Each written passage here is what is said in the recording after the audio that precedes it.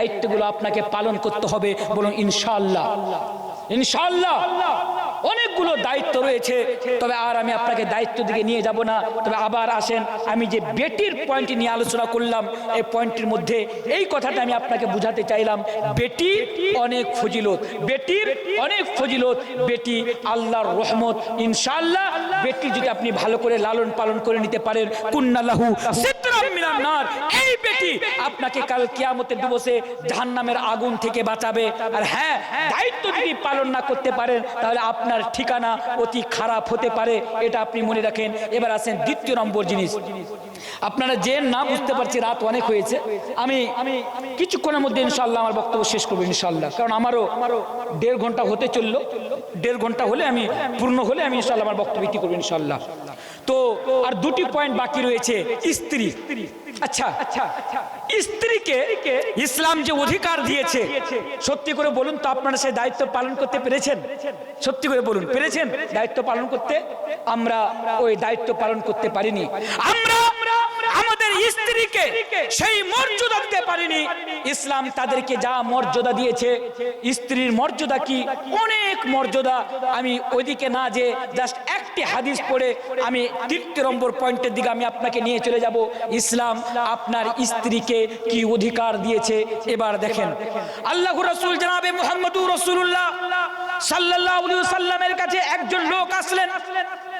আসার পরে আল্লাহ রাসূলকে প্রশ্ন করছেন, হে আল্লাহ রাসূল, আপনি বলুন ইসলাম আমার স্ত্রীকে কি অধিকার দিয়েছে, অর্থাৎ আমার উপরে আমার স্ত্রীর কি হক বা কি অধিকার রয়েছে। আল্লাহ রাসূল জনাবে মুহাম্মদুর রাসূলুল্লাহ সাল্লাল্লাহু আলাইহি ওয়াসাল্লাম বললেন জাস্ট 5টি জিনিস, তাহলে আপনি বুঝতে পারবেন ইসলাম আপনার স্ত্রীকে কি অধিকার দিয়েছে। আল্লাহ রাসূল বলছেন, আনতুতিমাহা ইদা তাইমতা ওয়া তাকসুহা ইদা তাসাইতা ওয়ালা তাজরিবিল ওয়াজহা ওয়ালা তুকাব্বিহ ওয়ালা তাহজুর ইল্লা ফিল বাইত। প্রথম নাম্বার জিনিস, আল্লাহ রাসূল আপনার স্ত্রীকে, অর্থাৎ ইসলাম আপনার স্ত্রীকে অধিকার দিতে যে এই কথা বলছেন, আনতুতিমাহা ইদা তাইমতা, আপনি যা খাবেন আপনার স্ত্রীকে তাই খাওয়াতে হবে। কথা বুঝতে পারলেন না? আপনি যা খাবেন আপনার স্ত্রীকে তাই খাওয়াতে হবে, এটা ইসলাম আপনার স্ত্রীকে অধিকার দিয়েছে। এর মানে কয়জন বুঝতে পেরেছেন বলুন? আপনি যা খাবেন, আনতুতিমাহা ইদা তাইমতা, সহিহ হাদিস, আপনি যা খাবেন আপনার স্ত্রীকে তাই খাওয়াতে হবে। এবার বলুন ইনশাআল্লাহ আমরা যা খাবো আমার স্ত্রীকে তাই খাওয়াবো। বলুন ইনশাআল্লাহ। ইনশাআল্লাহ। সব समझदार हैं, আপনারা বুঝতে পারবেন কি বললাম, আমরা তো বিড়ি খাই, বিড়ি খাওয়ার কথা বলবে। হ্যাঁ, ইসলাম এই অধিকার দিয়েছে, আপনি বিড়ি খান আপনার স্ত্রীকে বিড়ি খাওয়াতে হবে, এটা ওর অধিকার, ইসলাম তাকে দিয়েছে। বলে ইনশাআল্লাহ আমরা বিড়ি খাওয়াবো ইনশাআল্লাহ। জি না, এখানে মানে হলো কি জানেন, আনতুতিমাহা ইদা তাইমতা। আমি বিড়ির ব্যাপারে কথা বলবো না, কারণ অনেক বলেছি বিড়ির ব্যাপারে, অনেক বলেছি, মানুষ ছাড়তেই পারছে না। বলছে মানুষের বিড়ি ছাড়বো কি করে, বিড়ি ছাড়লে যে হাগা হয় না, এটা একটা সমস্যা। আচ্ছা, তো আনতুতিমাহা ইদা তাইমতা এর মানে হলো আপনি প্রত্যেক দিন কালিয়াচক যে আর শাহবাজপুর যে বন্ধুদের সাথে আপনি chicken biryani, mutton biryani, beef biryani, একদম ভালো মন্দ জিনিস খেয়ে বাড়িতে চলে আসেন। বাড়িতে এসে আপনি আর খাওয়ার খান না, আপনার বাড়িতে আলু কিনারটা আলু নেই, আপনার বাড়িতে সবজি নেই, আপনার বাড়িতে কিছু নেই।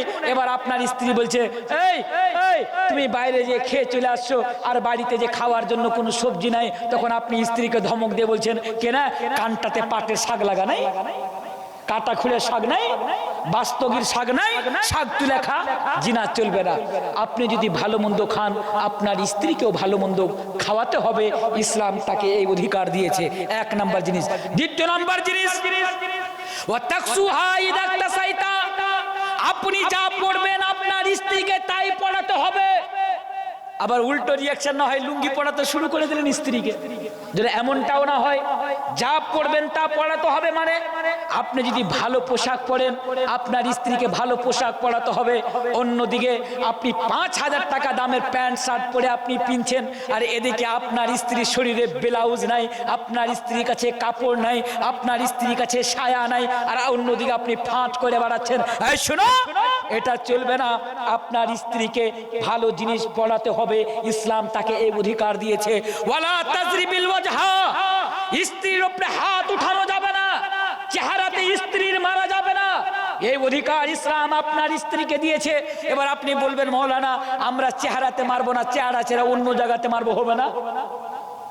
চেহারাতে মারলাম না, শরীরে অন্য জায়গাতে মারলাম, এমনটা হবে না। কারণ আমাদের একটা বদ অভ্যাস রয়েছে, আমরা কথায় কথায় আমাদের স্ত্রীর উপরে আমরা হাত উঠাই, কথায় কথায় আমরা স্ত্রীকে অপমান করি, কথায় কথায় আমরা স্ত্রীকে মারি। এটা আমাদের ব্যাড অভ্যাস রয়েছে। আসলে একটা হাদিস আমি আপনাদের সামনে তুলে ধরি। আবু দাউদ কিতাবুন নিকাহ, সহিহ হাদিস। একদিন আল্লাহ রাসূল বললেন, এই খবরদার তোমরা তোমাদের স্ত্রীর উপরে হাত উঠাবে না। সাহাবায়ে কেরামেরা স্ত্রীকে মারা ছেড়ে দিয়েছে। কিছুদিন পরে হযরত উমর রাদিয়াল্লাহু তাআলা আনহু উনি আল্লাহ রাসূলের কাছে আসলেন। আসার পরে বলছে, আল্লাহ রাসূল আপনি যেদিন থেকে আমাদেরকে মারতে নিষেধ করেছেন আমরা সেদিন থেকে স্ত্রীকে মারা ছেড়ে দিয়েছি, কিন্তু স্ত্রীর সামনে আর দাঁড়ানো যায় না। স্ত্রীর পাওয়ার বেড়ে গিয়েছে, ওকে বলছি এদিকে চল তো ও ওদিকে চলছে। আল্লাহ রাসূল কিছু একটা করেন। আল্লাহ রাসূল বললেন ঠিক আছে তোমরা তোমাদের স্ত্রীকে মারতে পারো। এবার সাহাবায়ে কেরাম রোজের ঘাটা দেখেছিল, একদম ধুইনা দিলে স্ত্রীকে, একদম রীতিমতো যে নিষেধ ছিল একদম রাগ ঝেড়ে দিল স্ত্রীর উপরে। এবার অনেকজন নারী আল্লাহ রাসূলের বাড়িতে আল্লাহ রাসূলের স্ত্রীদের কাছে এসে বলছে আমাদের স্বামীরা আমাদেরকে এভাবে মেরেছে। তারপরে আল্লাহ রাসূল বললেন, এই তোমরা শুনো, তোমাদের মধ্যে যারা স্ত্রীকে মেরেছো তারা ভালো মানুষ না। অর্থাৎ ইসলাম আপনার স্ত্রীকে এই অধিকার এই মর্যাদা দিতে গিয়ে বলেছে যারা স্ত্রীর উপরে হাত উঠায় তারা ভালো মানুষ নয়, তারা ভালো মানুষ নয়। অন্য জায়গাতে ইসলাম তাদেরকে অধিকার দিতে গিয়ে বলেছে খায়রুকুম লিআহলিহি ওয়া আনা খায়রুকুম লিআহলি, যে তোমাদের মধ্যে সবচেয়ে অতি উত্তম ব্যক্তি হলো সেই ব্যক্তি যে ব্যক্তি তার স্ত্রীর নিকট ভালো, তার আহলে আয়ালের নিকট ভালো। তাহলে ইসলাম স্ত্রীকে ওই অধিকার দিয়েছে। তাহলে হাদিসটি কি? আনতু তাইমাহা ইদা তাইমতা ওয়া তাকসুহা ইদা তাসাইতা ওয়ালা তাজরিবিল ওয়াজহা ওয়ালা তুকাব্বি, খবরদার তোমরা তোমাদের স্ত্রীকে গালি দিবে না। ইসলাম এই অধিকার তাদেরকে দিয়েছে। ওয়ালা তাহজুর ইল্লা ফিল বাইত, এবং ইসলাম আপনার স্ত্রীকে এই অধিকার দিয়েছে যে আপনার আর আপনার স্ত্রীর মধ্যে যদি কোনো ঝগড়া হয়ে যায়, কোনো কথা হয়ে যায়, তাহলে বাইরে যে বন্ধুদের সামনে স্ত্রীকে খাড়ো করে অপমান করবে না, মানুষের সামনে আপনার স্ত্রীকে খাড়ো করে অপমান করবেন না। আপনার স্ত্রীর সাথে যদি আপনার স্ত্রীর দ্বারা দিয়ে কোনো ভুল কাজ হয়ে যায় ঘরের ভিতরে বাড়ির ভিতরে, সেটাকে আপনারা মীমাংসা করে নেবেন, তার ইসলাহ করে নেবেন, আপনার স্ত্রীকে বাড়ির ভিতরে আপনারা বুঝিয়ে নেবেন। এই অধিকার ইসলাম আপনার স্ত্রীকে দিয়েছে। যা হোক 12:30 হয়ে গেল। আমি তো ভেবেছিলাম কিছুক্ষণ আলোচনা আপনার সামনে করব, তবে 12:30 মানে বেশ রাত হয়েছে, আমারও 1.5 ঘন্টা হয়ে গিয়েছে, ঠান্ডার রাত। আর সবচেয়ে বড় কথা হচ্ছে যে আজকের পর কালকেও আগামী কালকেও আবার জালসা রয়েছে, যেটা আপনাদের সমাজে যেটা পরিচালিত 2 দিনে জালসা হওয়া, মানে প্রথম দিন তো এমনি, দ্বিতীয় দিন আসল জালসা হয়, তাহলে কালকেও আপনাদেরকে আসতে হবে। ফলে আমি আমার কথাকে আগে না বাড়িয়ে আমি এখান থেকে আমার বক্তব্যকে ইতি করছি। তবে ইতি করার পূর্বে এই 1.5 ঘন্টা যে বিষয়টি নিয়ে আমি আপনার সামনে আলোচনা করলাম, এই বিষয়টির মাধ্যম দিয়ে আমি আপনাকে এটা মেসেজ দিতে চাইলাম, বা আপনাদের মাধ্যম দিয়ে সারা বিশ্বের মানুষকে আমি এটি মেসেজ দিতে চাইলাম যে ইসলাম নারীদের উপরে অন্যায় অত্যাচার করেনি, ইসলাম নারীদের উপরে অন্যায় অত্যাচার করেনি। ইসলামই রয়েছে যে নারীদেরকে অধিকার দিয়েছে, নারীদেরকে মর্যাদা দিয়েছে, তাদের সম্মান বাড়িয়েছে, সেই মেয়ে হিসাবে হোক, সেই বোন হিসাবে হোক, সেই মা হিসাবে হোক, এবং সেই স্ত্রী হিসাবে হোক, ইসলাম তাদেরকে অধিকার দিয়েছে। এবার আসেন, এই অধিকার নিয়ে যদি আলোচনা করা যায় অনেক সময় হয়ে যাবে, তবে এই অধিকার নিয়ে কথা শেষ হবে না। তবে যেতে যেতে আমি আমার মা বোনদের উদ্দেশ্যে আমি কয়েকটি হাদিস আর কয়েকটি আয়াত আমি পড়ে যেতে চাইবো, কারণ আমি জানি অনেক মা বোন আজকে জলসা শুনতে এসেছে, ওনারা এখনো বসে রয়েছেন। মা বোন আমার, ইসলাম যেমন আপনাদেরকে অধিকার দিয়েছে, ইসলাম তেমনি আপনাদেরকে কিছু গাইডলাইন্স দিয়েছে। আর ইসলাম বলেছে আপনারা যদি সেই গাইডলাইন্স গুলোকে ফলো করে দুনিয়াতে জীবন যাপন করেন, তাহলে ইনশাআল্লাহ আপনি দুনিয়া তো কামিয়াব হয়ে যাবেন আর আপনি আখিরাত তো কামিয়াব হয়ে যাবেন। আচ্ছা, সবারই হাত তো মনে হয় ঠান্ডা হয়ে আছে, মুসাফা করা যাবে? আচ্ছা, তো আপনারা কয়েকজন আছেন, আপনারা চলে যেন না, অন্তত কয়েক মিনিট আপনারা আমাকে সময় দেন।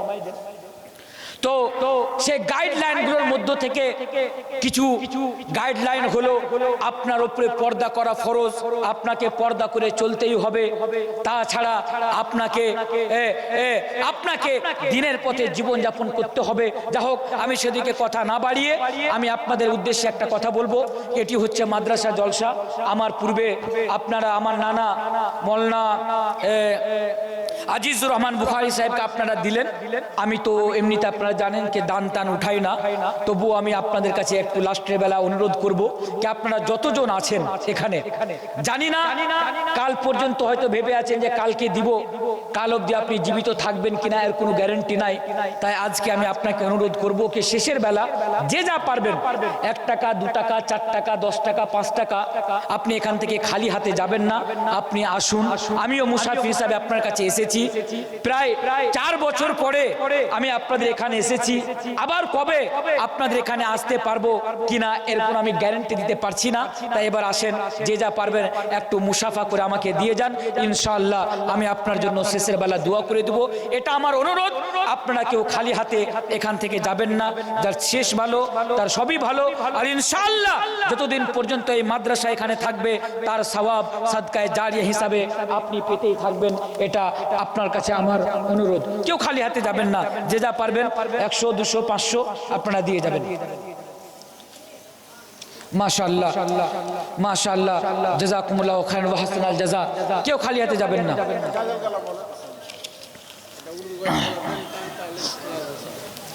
माशाअल्लाह। सुनो दिल से यारो सलाम आखिरी है,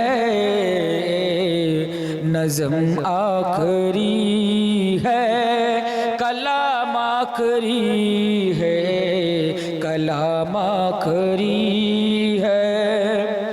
सुनो दिल से यारो सलाम आखिरी है, सुनो दिल से यारो सलाम आखिरी है, नज़म आखिरी है, कलाम आखिरी है, कलाम आखिरी है। दुआ कर लो भाई, जुदा हो रहा हूँ, रही जिंदगी तो फिर आकर मिलूंगा, आकर मिलूंगा। दुआ कर लो भाई, जुदा हो रहा हूँ, रही जिंदगी तो फिर आकर मिलूंगा, आकर मिलूंगा। अगर मर गया तो दुआ करते रहना, अगर मर गया तो दुआ करते रहना। आंसू बहाने की कोशिश न करना, कोशिश न करना।